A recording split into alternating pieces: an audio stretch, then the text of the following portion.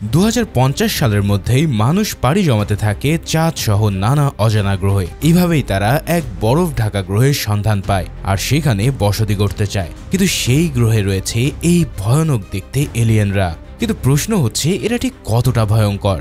এদিকে মিকি নামের এই লোকটার উপরে চালানো হয় এমন এক আবিষ্কার যার মধ্যে সে মারা গেলেও বারবার নতুন ভার্সনকে জীবিত করে তোলা যেত। বলছিলাম অসাধারণ সাইফাই মুভি মিকি 17 এর কথা। আর আজ আমি হাজির হলাম এই ধুন্ধুমার এক্সপ্লেনেশন নিয়ে। তো চলো আর প্যাচাল না বাড়িয়ে শুরু করা যাক আজকের ভিডিও। মুভি শুরুতে আমরা একটা বরফাচ্ছন্ন গুহার দৃশ্য দেখতে পাই। মিকি বার্নস নামের এক নভোচারী এই গর্তের ভিতরে অজ্ঞান অবস্থায় জেগে ওঠে। ঠান্ডায় তার পুরো শরীরটাই যেন বরফের মতো জমে গেছে, এমনকি তার কমিউনিকেশন সিস্টেম এবং তাপ ধরে রাখা থার্মাল হিটিংও কাজ করছে না। তবে এই অবস্থায় সে কি করবে? হঠাৎ পাশ থেকে তার বন্ধু টিমোকে একটা স্পেস শাটলে করে ল্যান্ড করতে দেখা যায়। টিমো তাকে এই গর্তের ভিতরে পড়ে থাকতে দেখে তার দিকে এগিয়ে আসে। এরপর সে তাকে জিজ্ঞেস করে, তুমি এখনো মারা যাওনি? মানে তার প্রশ্নটা শুনে মনে হয় যে যেন মিকি না মারা যাওয়াতে সে বেশ অবাকই হয়েছে, যেন এই গর্তের ভিতরেই তার ডেড বডিটাই পড়ে থাকার কথা ছিল। আরও অবাক করার মতো বিষয় হলো যে টিমো এই অবস্থা থেকে মিকিকে উদ্ধার করার কোনোই চেষ্টা করে না। উল্টো তাকে মারার জন্য রেখে সে তার সাথে থাকা ফ্লেম থ্রোয়ার গানটা উদ্ধার করে, কারণ সেটা ভীষণ দামি। কিন্তু বন্ধু হয়েও সে তাকে না বাঁচিয়ে একটা ফ্লেম থ্রোয়ারের জন্য এত কেন কেয়ার করছে? যাওয়ার সময় সে মিকিকে বলে যায়, তোমাকে বাঁচিয়ে আর কি লাভ, আগামীকালই তো তুমি নতুন করে আবার জীবন ফিরে পাবে। বলে কি সবকিছু কেমন গুলিয়ে যাচ্ছে, তাই না? আচ্ছা, এই ধাঁধার উত্তরটা আমরা মিকির মুখ থেকেই শুনতে পাই। আসলে যেই মিকিকে তোমরা বরফাচ্ছন্ন গর্তের মধ্যে পড়ে থাকতে দেখছো সে মিকি নয়, বরং সে হলো তার 17 নম্বর ক্লোন। আসলে সালটা তখন 2050। মিকি এখন যেই গর্তে পড়ে আছে সেটা পৃথিবীর কোনো জায়গা নয়। বরফ আচ্ছন্ন এই গ্রহটার নাম হলো নিফলহাইম, যা পৃথিবী থেকে অনেক দূরে অবস্থিত। যেমনটা তোমরা আগেই জেনেছো, মিকি হলো একজন অ্যাস্ট্রোনট। তার কাজ হলো বিভিন্ন বিপজ্জনক স্পেস মিশনে অংশ নিয়ে সেগুলোর রিস্ক বুঝতে এবং তার সলিউশন খুঁজতে সাহায্য করা। এই ধরনের প্রতিটা টাস্কেই তার মৃত্যু হয়, কারণ এমন সব বিপজ্জনক পরিস্থিতিতে তাকে ফেলা হয় যা সাধারণ মানুষের পক্ষে সার্ভাইভ করা একেবারেই সম্ভব নয়। তাহলে প্রতিবার মৃত্যুর পর মিকির পুনর্জন্ম লাভ করে কিভাবে? এর পিছনে রয়েছে এক বিশেষ ক্লোন টেকনোলজি। প্রতিবারই মিকি মারা যাওয়ার পর ক্লোন তৈরি করে পুরাতন সব স্মৃতি তার ব্রেনে আপলোড করা হয়, যার ফলে মিকি তার মৃত্যুর পরেও পুনর্জন্ম লাভ করে। এভাবেই বারবার ডেঞ্জারাস সব মিশনে তাকে পাঠিয়ে একেবারে ল্যাবরেটরির ইঁদুরের মতো তাকে ব্যবহার করা হয়। ঠিক এই কারণে টিমো তাকে না বাঁচিয়ে ওই গানটাই বরং উদ্ধার করেছিল, কারণ একটু পরে তো মিকি এমনিতেই মারা যাবে। কিন্তু এবার সে মারা যাওয়ার আগে গর্তের ভিতর থেকে বিশাল এক পোকার মতন কিছু একটা তার দিকে এগিয়ে আসতে থাকে। তারপর সেই জীবটা তাকে মেরে ফেললো কিনা তা তোমরা একটু পরে জানতে পারবে। এদিকে মিকি 17 মারা গেছে ধরে নিয়ে স্পেস শিপের ক্রুরা পরবর্তী ক্লোন মিকি 18কে তৈরি করে ফেলে। তারপর তার ব্রেনে মিকির সব স্মৃতি আপলোড করে তাকে জীবন্ত করে তোলা হয়। এখন মিকি কিভাবে এমন এক্সপেরিমেন্টাল ইঁদুর হয়ে গেল, এর পিছনে আছে একটা ইন্টারেস্টিং ব্যাক স্টোরি। অনেক বছর আগে মিকি আর তার বন্ধু টিমো ডারিয়াস ব্ল্যাঙ্ক নামের একজন লোকের কাছ থেকে ব্যবসার জন্য বড় অঙ্কের লোন নিয়েছিল। কিন্তু ব্যবসা একেবারে ফেল হওয়াতে তারা ডেডলাইনের খুব কাছে এসেও লোন পরিশোধ করতে পারেনি। তাই ডেডলাইন শেষ হওয়ার মাত্র 4 সপ্তাহ আগে ব্ল্যাঙ্কের লোকেরা তাদের তুলে নিয়ে যায়। আর তাদের সামনেই সাইকো ব্ল্যাঙ্ক এক দেনাদারকে লিটারেলি করাত দিয়ে কেটে হত্যা করে। ব্ল্যাঙ্ক তার সব পাওনাদারদের ডেডলাইন পার হয়ে গেলে এভাবেই হত্যা করে, আর এটাই নাকি তার একমাত্র শখ। মানে এই লোকটা ঠিক কি লেভেলের সাইকো একবার চিন্তা করো। মিকি আর টিমোকে এই নৃশংস খুনটা সরাসরি নিজের চোখে দেখতে হয়, কারণ ব্ল্যাঙ্ক তাদেরকে দেখাতে চেয়েছিল যে লোন পরিশোধ করতে না পারলে তাদেরও অবস্থা ঠিক এমনই হবে। এখন মিকি আর টিমোর কোনো চান্স ছিল না যে ডেডলাইনের মধ্যে এই লোনটা তারা পরিশোধ করতে পারবে। তাই সাইকো ব্ল্যাঙ্কের কাছ থেকে পালানোর জন্য তারা পৃথিবী ছেড়ে পালানোর সিদ্ধান্ত নেয়। সেই সময়টায় পৃথিবী থেকে একটা বিশাল স্পেসশিপ নিফলহাইম নামক এক বরফের আচ্ছাদিত গ্রহটার উদ্দেশ্যে রওনা হচ্ছিল, কারণ পৃথিবীর মানুষ ততদিনে মহাকাশের অনেক দূর অবধি ট্রাভেল করার টেকনোলজি আবিষ্কার করে ফেলেছে। আর এই প্রজেক্টের লিডার ছিল মার্কিন কংগ্রেসম্যান কেনিথ মার্শাল, যে কিনা 2 বার ইউএসএ ইলেকশনে ফেল করার পর নিজের সাপোর্টারদেরকে নিয়ে নিফলহাইম নামক নতুন গ্রহটার উদ্দেশ্যে রওনা হচ্ছিল। তো মিকি আর টিমোর মতো অনেক মানুষই এই মিশনে যাওয়ার জন্য অ্যাপ্লাই করে, কিন্তু স্পেস শিপে থাকতে হলে তাদের সবাইকে কোনো না কোনো কাজ করতে হবে। টিমো খুব চালাকির সাথে নিজেকে এক্সপেরিয়েন্স দাবি করে স্পেস শাটল পাইলটের পোস্টে অ্যাপ্লাই করে। অন্যদিকে মিকি কিসে অ্যাপ্লাই করবে তা সে ভেবে পাচ্ছিল না, কারণ তার কাছে কোনো স্কিলই নেই। শেষমেশ সে এক্সপেন্ডেবল নামের একটা পোস্টে আন্দাজে আবেদন করে দেয়। হ্যাঁ, এটাই সে ল্যাব গিনিপিগের মতন বারবার ডেঞ্জারাস টাস্ক পারফর্ম করার একটা জব। স্পেস শিপে ওঠার পর তার পুরো শরীরকে স্ক্যান করে নিয়ে সমস্ত বায়োলজিক্যাল ডাটা একটা কম্পিউটারে সেভ করে রাখা হয়। এছাড়াও তাকে বলা হয় যে এখন থেকে তার মরার অভ্যাস করতে হবে, কেননা প্রতিটা টাস্কেই তাকে মরতে হবে এবং প্রত্যেকবারই তার নতুন ক্লোন তৈরি করা হবে। যাই হোক, প্রথম 4 বছর কিন্তু তাকে কোনোভাবে মরতে হয়নি। এই সময়টাতে স্পেস শিপে থাকাকালীন নাসা নামের এক মেয়ের সাথে তার সম্পর্ক গড়ে ওঠে। নাসা ছিল এই স্পেস মিশনের একজন সিকিউরিটি এজেন্ট। 4 বছর তারা একে অপরের সাথে খুব ভালোভাবেই সময় কাটায়, কিন্তু স্পেস শিপ নিফলহাইমের কাছাকাছি পৌঁছানোর পরে মিকির ল্যাব গিনিপিগের রোলটা শুরু হয়। প্রথমে তাকে বারবার গ্রহের উন্মুক্ত বাতাসে পাঠিয়ে চেক করা হয় সেখানে কোনো ভাইরাস আছে কিনা। আর সত্যিই এই গ্রহের বাতাসে এক ভয়ানক ভাইরাস ছিল। এর কারণে মিকি প্রথমবার সেই বাতাসে নিঃশ্বাস নিতেই ভয়ানক রক্তবমি করতে করতে মারা পড়ে। এরপর তাকে ক্লোনিং এর সাহায্যে পুনরায় জীবিত করে আবারও পাঠানো হয়। এভাবে মিকি 16 পর্যন্ত একের পর এক মিকির মৃত্যু হতে থাকে। তবে শেষ পর্যন্ত মিকি 12 থেকে 16 এর বডিকে পরীক্ষা করে পাওয়া ডেটাগুলোকে কাজে লাগিয়ে তারা একটা ভ্যাকসিন তৈরি করে ফেলে। আর এই ভ্যাকসিনের সাহায্যে প্রথমবার মিকি সহ সিকিউরিটি এজেন্টরা গ্রহের বুকে নেমে আসে। এরপর তারা অনায়াসেই এই গ্রহের বাতাসে নিঃশ্বাস নিতে সক্ষম হয়। তারপর তারা সবাই মিলে এদিক ওদিক ঘুরে দেখতে থাকে। তবে হঠাৎ এক গুহায় ঢোকার পর সবাই সেখানকার এক গর্তে অদ্ভুত পোকার মতো দেখতে একটা জীবকে বের হতে দেখে। সেই জীবগুলো সিকিউরিটি এজেন্ট কায়ের উপরে লাফিয়ে পড়ে। সাথে সাথে সে ভীষণ চিৎকার করে তা গা থেকে ঝেড়ে ফেলে। তারপর তারা সবাই মিলে গুলি করতে করতে এমন দুটো জীবকে হত্যা করার চেষ্টা করে। তবে হঠাৎ গুহার উপরের দেওয়াল ধসে গিয়ে বিশাল বিশাল বরফের টুকরো এসে পড়ে সিকিউরিটি এজেন্ট জেনিফারের উপর। বাকিরা সবাই তখন ভয়ে পালিয়ে স্পেস শিপে ফিরে আসে। এরপর তারা জেনিফারকে আর খুঁজে পায় না, যার ফলে প্রজেক্ট লিডার মার্শাল ধরে নেয় যে এই জীবগুলো মানুষ খেকো এবং তারাই তাকে হত্যা করেছে। তার স্ত্রীর কথায় সে এই জীবগুলোর নাম দেয় ক্রিপার। ভিডিওর এই পর্যায়ে তোমাদের পরিচয় করিয়ে দিচ্ছি অন্যতম জনপ্রিয় ও বিশ্বস্ত গেমিং অ্যাপের সাথে, যার অফিসিয়াল পার্টনার পিএসজি ও সিরিয়ায়। এই অ্যাপে তুমি সমস্ত ম্যাচের লাইভ ফলাফল দেখতে পারবে, এমনকি স্কোর অনুমান করে তুমি আয় করতে পারো আইফোন, ল্যাপটপ, BMW সহ নগদ পুরস্কার। এখানে রয়েছে চিকেন রুটের মতন জনপ্রিয় সব গেম, তাই এখনো যদি সেটা কেউ ট্রাই করে না থাকো তাহলে আমার প্রোমো কোড CINEAR ব্যবহার করে পেয়ে যেতে পারো প্রথম ডিপোজিটে 200% বোনাস আপ টু 12,000 টাকা পর্যন্ত। আয়কৃত অর্থ নগদ, রকেট সহ সকল প্ল্যাটফর্মে উইথড্র করতে পারবে সহজে। তাই যারা যোগ দিতে চাও তারা আমার পিন কমেন্টের লিংক থেকে রেজিস্ট্রেশন করো আর প্রোমো কোড CINEAR ব্যবহার করে বোনাস পাও। অন্যদিকে মিকির উপরেও তারা বেশ চেঁচামেচি করতে থাকে, কারণ তার কথা হলো যে মিকি নিজের জীবন দিয়ে হলেও সে জেনিফারকে রক্ষা করা উচিত ছিল, কেননা সে তো কিছুক্ষণ পরে এমনি জীবিত হয়ে যেত। এখন তার উপরে ভীষণ রেগে গিয়ে মার্শাল তার খাবার দেওয়ার পর্যন্ত অর্ধেক করে দেয়, এমনকি তার ওয়ার্কিং শিফটও ডবল করে দেওয়া হয়। এছাড়াও সে জানায় যতক্ষণ না পর্যন্ত সে বরফের উপর থেকে একটা ক্রিপারকে ধরে আনতে পারবে ততক্ষণ তার এই শাস্তি চলতেই থাকবে। তাই এবার মিকির একমাত্র মিশন হয়ে ওঠে যে কোনো মূল্যে একটা স্যাম্পল জোগাড় করা। ঠিক এই কারণে মুভির প্রথম দৃশ্যে সে একা একা নাফলহাইমের বরফের উপরে হেঁটে বেড়াচ্ছিল। এভাবে হাঁটতে হাঁটতে এক জায়গায় এসে পাতলা বরফের চাদর ভেঙে সে নিচে পড়ে যায়। ঠিক তারপরেই বিশাল এক ক্রিপার এসে তাকে ধরে নিয়ে যায়। এখানে মিকি ভেবেছিল এরা বুঝি তাকে খাওয়ার জন্যই নিয়ে যাচ্ছে।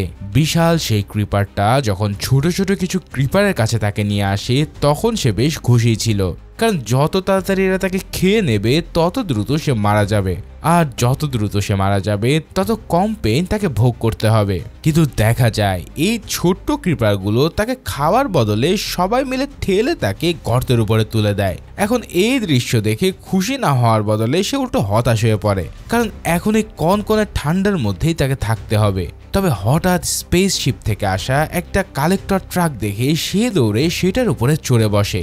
এই ট্রাকটা গ্রহের সারফেস থেকে স্যাম্পল জোগাড় করতে এসেছিল। ট্রাকটা স্পেসশিপের ভিতরে পৌঁছানোর পর মিকিও ট্রাক থেকে নেমে পড়ে, কিন্তু স্পেসশিপের কেউই তাকে বিন্দুমাত্র পাত্তা দেয় না, কারণ তাদের কাছে সে কেবলই এক গিনিপিগ যে বারবার নিজের মৃত্যু ডেকে আনে। তাই মিকি চুপচাপ একা একাই নিজের রুমে গিয়ে শুয়ে পড়ে, কিন্তু হঠাৎ সে তার নিজের চেহারার একজনকে রুমে ঢুকতে দেখে ভয়ে আটকে ওঠে। এর মানে ইতিমধ্যেই তাকে মৃত ভেবে তারা মিকি 18কে তৈরি করে ফেলেছে। এতদিন ধরে মিকির একটাই ক্লোন থাকায় তেমন কোনো সমস্যা ছিল না, কিন্তু এখন একসাথে দুটো ক্লোন থাকার মানে হলো তাদের আলাদা আলাদা পার্সোনালিটি তৈরি হবে। মিকি 18 তো মিকি 17কে দেখা মাত্রই তাকে মেরে ফেলার চেষ্টা করে, কারণ টেকনিক্যালি মিকি 17-এর এতক্ষণে মৃত অবস্থায় থাকার কথা ছিল। তাই মিকি 17 তার হাত থেকে পালাতে গেলে সে তার মাথায় একটা লোহার রেঞ্জ ছুঁড়ে মারে। ঠিক এই কারণেই মানুষ হিউম্যান ক্লোনিংকে আসলে ব্যান করতে চেয়েছিল। এমন সমস্যা যে তৈরি হবে তা অনেক আগেই মানুষ আন্দাজ করতে পেরেছিল। ম্যানিকোভা নামের এক ব্যক্তি ছিল এই টেকনোলজি আবিষ্কারদের একজন, কিন্তু এই টেকনোলজিকে ব্যবহার করার পারমিশন না পাওয়ায় তার মধ্যে একটা সাইকোপ্যাথ জন্ম নেয়। তাই সে নিজের একটা ক্লোন তৈরি করে তাকে দিয়ে রাস্তায় থাকা হোমলেস মানুষদেরকে মার্ডার করতে থাকে। প্রতিটা খুনের বর্ণনা অনুযায়ী খুনির সাথে তার চেহারার হুবহু মিল পাওয়া যেত, কিন্তু পুলিশ প্রতিবারই দেখত যে খুনের সময় সে নিজের ঘরেই ছিল। অতঃপর তদন্তে বেরিয়ে আসে ম্যানিকোভা তার ক্লোনকে দিয়ে এসব করাচ্ছে। শেষমেশ পুলিশ তাদের দুজনকেই গ্রেফতার করতে সক্ষম হয়, কিন্তু তারা দুজনেই জেলে যাওয়ার পরে এই ঘটনা আবারও ঘটতে থাকে। ফাইনালি তৃতীয় ক্লোনটাকেও পুলিশ অ্যারেস্ট করে নেয়।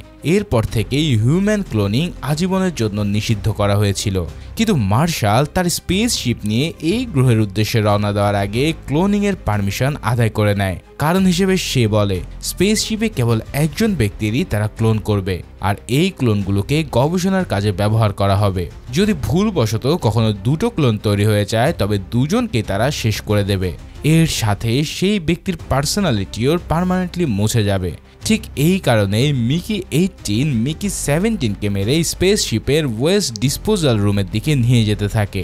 এই রুমে বিশাল এক ফার্নেস ছিল, যেখানে মানুষের লাশ সহ স্পেসশিপের সব ময়লা পুড়িয়ে ডিসপোজ করা হতো। মিকি 18 মিকি 17কে একটা ট্রলিতে করে সেই গর্তে ফেলতে যায়, কিন্তু তার আগে মিকি 17-এর জ্ঞান ফিরে আসে আর সে তার উপরে অ্যাটাক করে বসে। এরপর তাদের দুজনের মধ্যে ছোটখাটো একটা ফাইট হয়। এতে করে মিকি 18 মিকি 17কে কাবু করে দিয়ে গর্তের ভিতরে ফেলতে যায়, কিন্তু মিকি 17 তখন তাকে প্রস্তাব দেয় যে তারা দুজনেই সমস্ত কাজ ভাগ করে নেবে।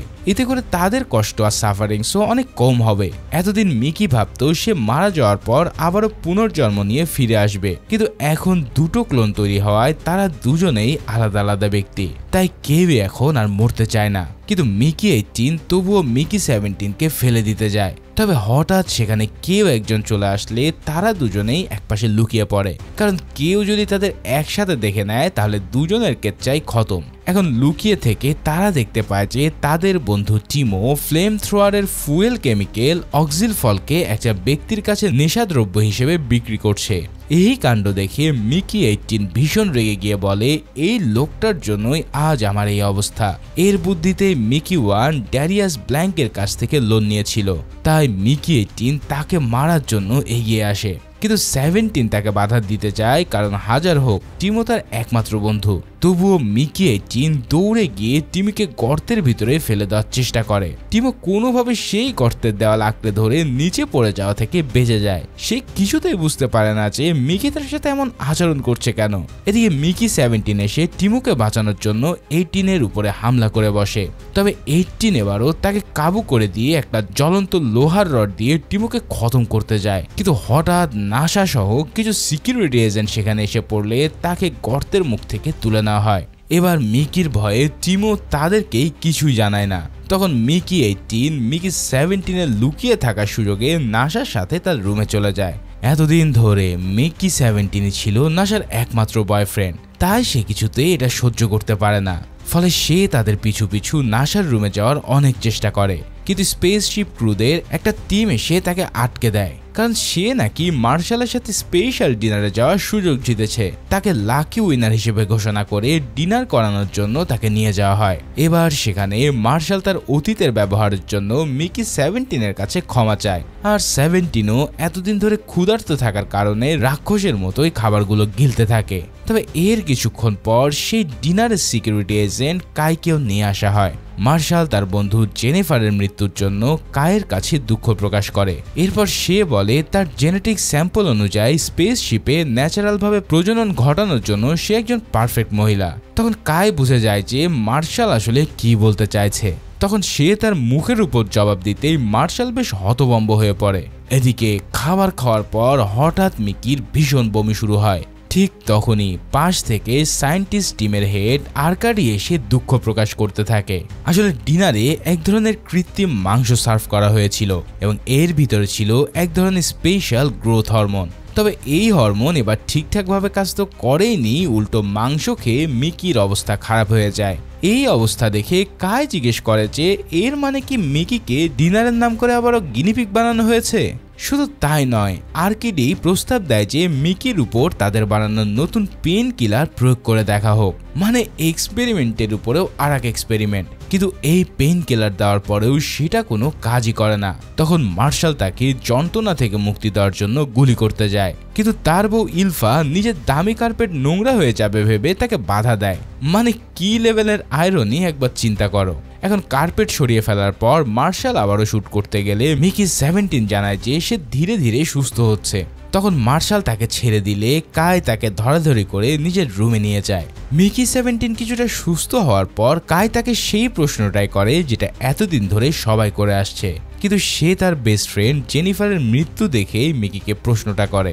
কায় জানতে চায় যে মৃত্যুর সময় আসলে কেমন অনুভব হয়। তখন মিকি 17 বলে যদিও সে জানে সে আবারও জীবিত হয়ে উঠবে, কিন্তু তবুও সে মৃত্যুকে ভীষণ ভয় পায়। মৃত্যুর যন্ত্রণার চাইতে কঠিন কিছু আর এই পৃথিবীতে নেই। তখন কায় হঠাৎ তার প্রতি দুর্বল হয়ে কাছে আসার চেষ্টা করে, কিন্তু মিকির একমাত্র ভালোবাসা ছিল নাসা। তাই সে দ্রুত কায়ের রুম থেকে পালিয়ে নাসার রুমে চলে আসে।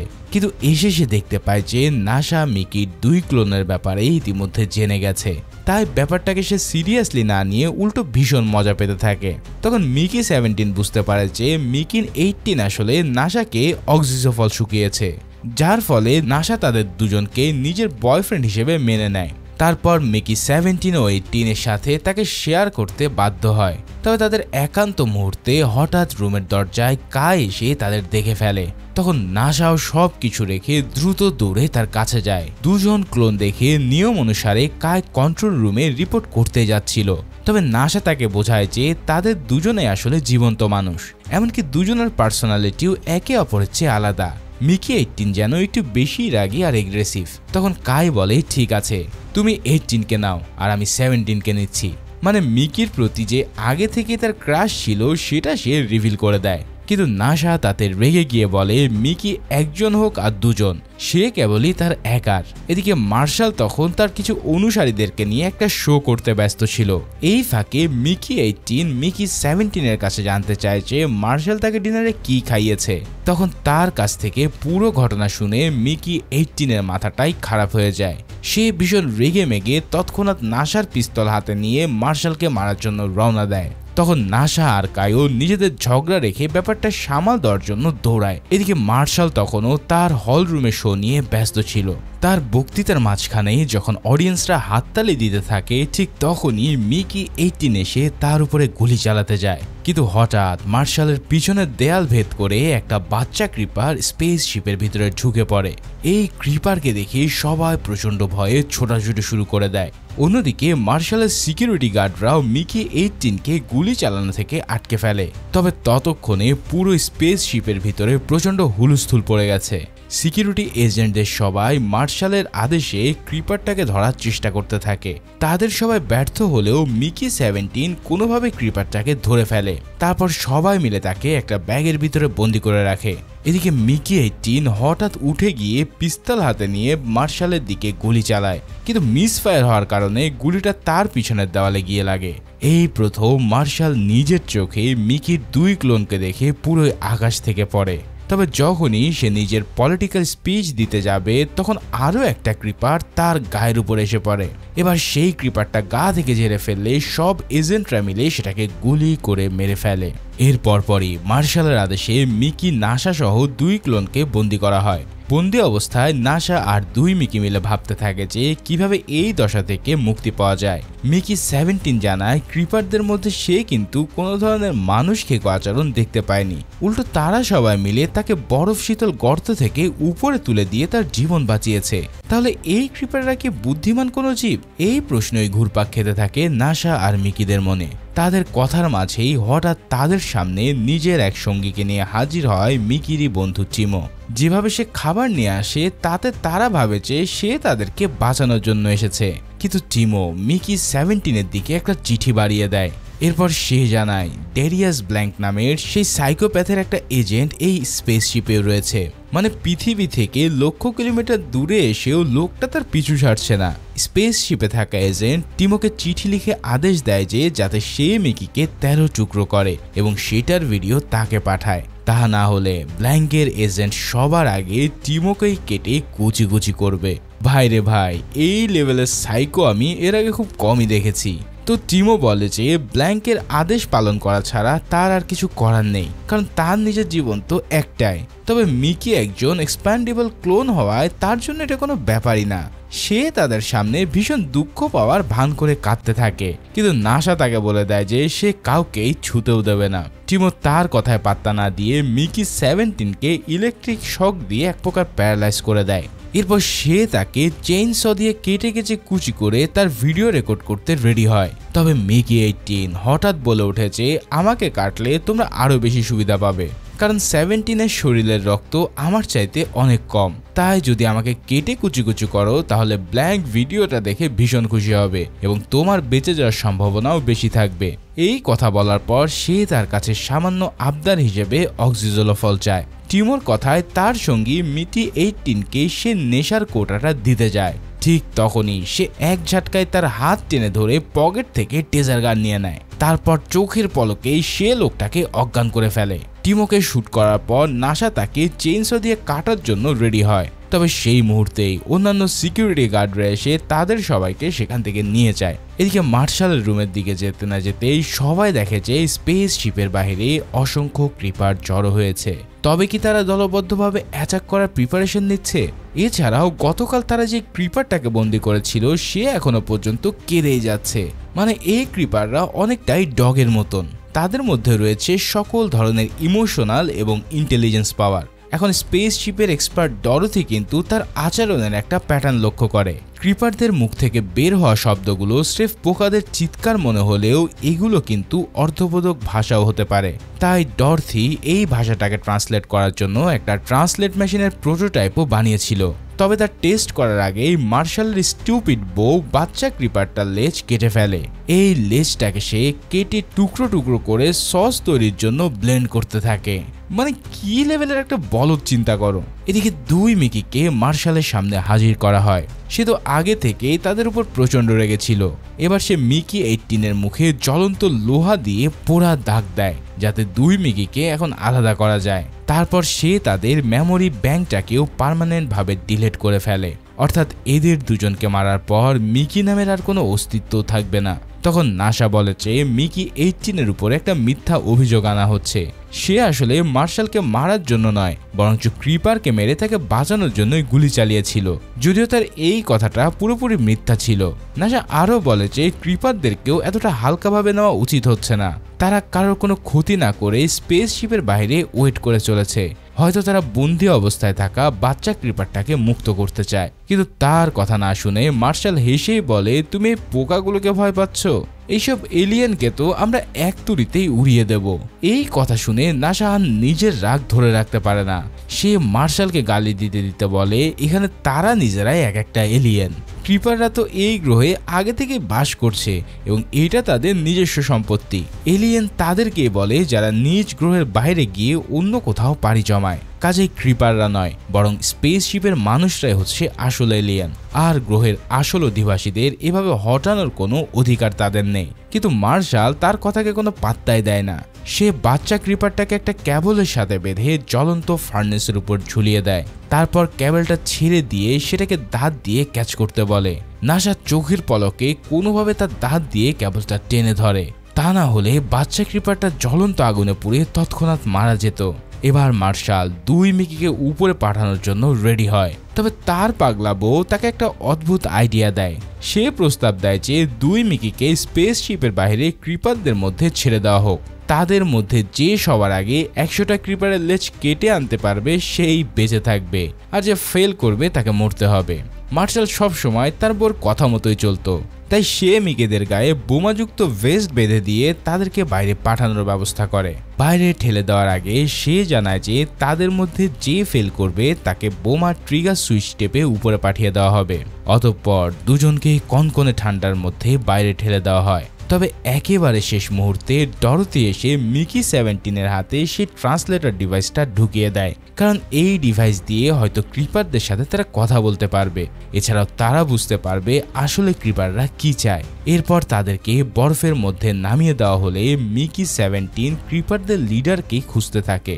এই ক্রিপারদের লিডার ছিল একটা বড় সাইজের মাদার ক্রিপার, আর বাকি সবগুলো ছোট ছোট ক্রিপার ছিল তার সন্তান। মিকি 17 প্রথমে দৌড়ে তার কাছে গিয়ে তাকে দ্রুত কোথাও চলে যেতে বলে, কারণ কিছুক্ষণের মধ্যেই তাদের উপর স্পেসশিপের উপর থেকে গ্যাস অ্যাটাক লঞ্চ করা হবে। কিন্তু ক্রিপার তার কথা কিছুই বুঝতে পারে না। এবার মিকি 17 তার গলায় ঝুলিয়ে রাখা ট্রান্সলেটর ডিভাইসটাকে অন করে দেয়, আর সাথে সাথে সে অবাক হয়ে শুনতে পায় যে মাদার ক্রিপার তার নাম ধরে ডাকছে। তারপর সেই ক্রিপার তাকে বলে যে আমরা তো তোমাকে বাঁচিয়েছিলাম, তাহলে তোমরা কেন আমাদের ছোট্ট লোককে মেরে ফেললে? এর মানে যে ক্রিপারটাকে সবাই গুলি করে মেরেছিল তার নাম হলো লোকো। এছাড়া মিকি যখন বন্দি ক্রিপারটার কথা জানতে চায় তখন সে জানায় ওই ক্রিপারের নাম জোকো। মিকি 18 তাকে জিজ্ঞেস করে যে যদি তাকে মুক্ত দেওয়া না হয় তাহলে তারা কি করবে। তখন মাদার ক্রিপার বলে তাহলে আমরা সবাই মিলে তোমাদের খতম করে দেব। এরপর তারা ডেমো দেখানোর জন্য এক ধরনের হাই ফ্রিকোয়েন্সি সাউন্ড তৈরি করে। 2 মিকির কেউই এই তীব্র শব্দ সহ্য করতে পারে না। মাদার ক্রিপার তখন জানায় যদি তারা শব্দ থেকে বাঁচার জন্য কানও ঢেকে রাখে তাহলেও চোখের মনি এবং ব্রেন বিস্ফোরিত হয়ে সবাই মারা যাবে। এই অবস্থায় মিকি 17 দৌড়ে স্পেসশিপের কাছে চলে আসে। এদিকে স্পেসশিপের ভিতর থেকে এই দৃশ্য দেখে মার্শাল আর ইলফা নিজের চোখকে বিশ্বাস করতে পারছিল না। তারা এটাও ভেবে পাচ্ছিল না যে ক্রিপারগুলো কিভাবে মিকিদের সাথে কথা বলছে।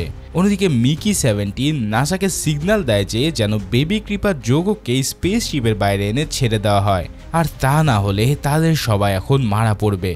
তাছাড়াও মাদার ক্রিপার দাবি জানায় যে লোকো মারা যাওয়ায় সমস্ত মানুষের মধ্য থেকে তাদের একজন মানুষকেও মরতে হবে, অর্থাৎ তার দাবি ছিল প্রাণের বদলে প্রাণ। এদিকে মার্শাল তার পিএস এর কথায় নিজে মাদার ক্রিপারের সাথে কথা বলার জন্য রেডি হয়।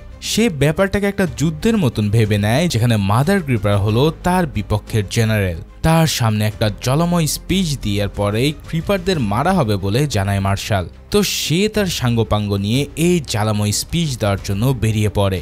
এদিকে মার্শাল বেরিয়ে পড়ার পর নাসা এক কারাতে স্ট্রোক দিয়েই ইলফাকে ধরে ফেলে। তার গলায় সে এমন এক প্যাচ দেয় যা থেকে ছাড়া পাওয়া একেবারেই অসম্ভব। তার বডিগার্ডরা পিস্তল তাক করে বসলে নাসা তাকে মেরে ফেলার হুমকি দেয়। তখন সিকিউরিটি গার্ডদের হেড জেক তাকে বেবি ক্রিপার জোগোকে নিয়ে বাইরে যাওয়ার অনুমতি দেয়। নাসা তাকে ফার্নেস থেকে তুলতে যেতেই ইলফা হঠাৎ একটা ছুরি তুলে নিয়ে ক্যাবলটাকে কেটে দেয়, কিন্তু এবার নাসা কোনোভাবে ক্যাবলটাকে ক্যাচ করে জোগোকে বাঁচিয়ে নেয়।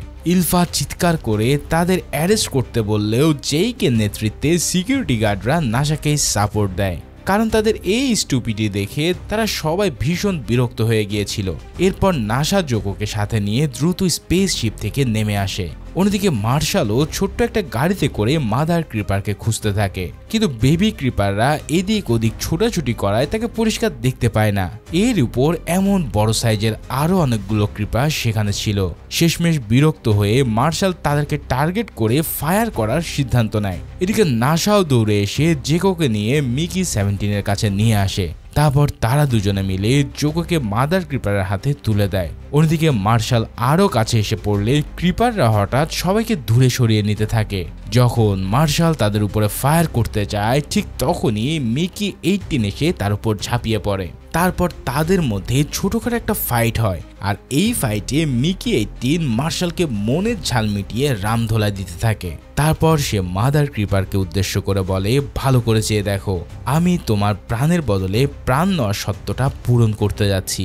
এরপর সে মার্শালের হাতে থাকা রিমোটের সুইচটা টিপতে যায়। মার্শাল শেষবারের মতো তাকে মৃত্যুর ভয় দেখিয়ে ম্যানিপুলেট করার চেষ্টা করে, কিন্তু মিকি 18 তার জীবনের পরোয়া না করে ট্রিগার চেপেই দেয়, যার ফলে তার সাথে সাথে মার্শালও সোজা উপরে চলে যায়। এভাবেই মিকি 18 তার নিজের জীবন দেওয়ার বিনিময়ে স্পেস শিপে থাকা সবার প্রাণ বাঁচিয়ে নেয়। অন্যদিকে মার্শালকে এভাবে মরতে দেখে ইলফা লিটারেলি পাগলের মতন আর্তনাদ করে ওঠে। এরপর দেখতে দেখতে 5 মাস কেটে যায়। মিকি 18 এর আত্মত্যাগের পরেও মিকি 17 বেঁচে ছিল, যার কারণে সেই স্পেসশিপের সবার মধ্যে একজন হিরো হয়ে ওঠে। অন্যদিকে নাসাও ততদিনে ডিরেক্টর বোর্ডের মেম্বার হয়ে যায়। এছাড়াও ইলফা তার স্বামীর শোক সইতে না পেরে নিজেই পটল তোলে। এদিকে টিমও কিন্তু অবশেষে সেই সাইকোপ্লাট ব্ল্যাঙ্ক এজেন্টকে খুঁজে পেয়েছিল। তাকে মারতে গিয়ে সে নিজেও বেশ আহত হয়, তবে ট্রায়াল শেষে মুক্তি পেয়ে সে স্বাভাবিক জীবনে ফিরে আসে। এছাড়াও মার্শাল যে সমস্ত সাঙ্গপাঙ্গ বেঁচে ছিল তাদেরও ঠিকানা হয় স্পেস শিপের জেলে। আসলে সাধারণ মানুষের মধ্যে তখনও তার কিছু সমর্থক ছিল, তবে পরবর্তী ইলেকশনে বিপুল ভোটে জয় পেয়ে মিশন কমান্ডার হিসেবে নির্বাচিত হয় নাসা। এই সব কিছু শেষ হওয়ার পর মিকি আবারও মাদার ক্রিপারের সাথে দেখা করতে যায়। ততদিনে ট্রান্সলেটর ডিভাইসটি আরও উন্নত করে তৈরি করা হয়েছিল। এতদিন পর এসে মাদার ক্রিপার মিকির কাছে একটা শকিং ট্রুথ রিভিল করে। আসলে সাউন্ড ওয়েভ দিয়ে মানুষের ব্রেন উড়িয়ে দেওয়ার হুমকিটা ছিল নিছক ভয় দেখানোর জন্য। মাদার ক্রিপার স্বীকার করে নেয় যে তাদের কারোরই এমন কোনো ক্ষমতাই নেই, স্রেফ বুদ্ধির জোরে তারা জোকোকে ফিরে পায়, আর মার্শালের মতো সাইকোপ্যাথও রাস্তা থেকে সরে যায়। মানে মানুষের মতোই এই ভিন গ্রহের প্রাণীদেরও মিথ্যা ভয় দেখানোর ক্ষমতা ছিল। এখান থেকেই প্রুফ হয় যে ক্রিপাররা আসলে মানুষের কাছাকাছি বুদ্ধিমত্তার প্রাণী। তারাও মানুষদের তাদের নতুন গ্রহের বাসিন্দা হিসেবে মেনে নেয়। এভাবেই ক্রিপার আর মানুষ মিলে এক নতুন কলোনি গড়ে ওঠে। আর নাসার শপথ গ্রহণ অনুষ্ঠানের দিন সে আর মিকি মিলে কমিটির সিদ্ধান্ত অনুযায়ী ক্লোনিং ডিভাইসটাকে ধ্বংস করে দেয়। অর্থাৎ এখন থেকে মিকি আর মিকি 17 নয়, তার আসল পরিচয়ে সে পরিচিত হবে। আর হিউম্যান ক্লোনিং এর মতন অনৈতিক প্রোগ্রামেরও এখানে ইতি ঘটে। তো ফাইনালি এই হ্যাপি এন্ডিং এর মধ্যে দিয়ে অসাধারণ মুভিটা এখানেই শেষ হয়। তো আজকের ভিডিওটা কেমন লাগলো? যদি ভালো লেগে থাকে তাহলে অবশ্যই লাইক, কমেন্টস ও সাবস্ক্রাইব করো। দেখা হচ্ছে পরের কোনো ভিডিওতে, সেই পর্যন্ত আল্লাহ হাফেজ।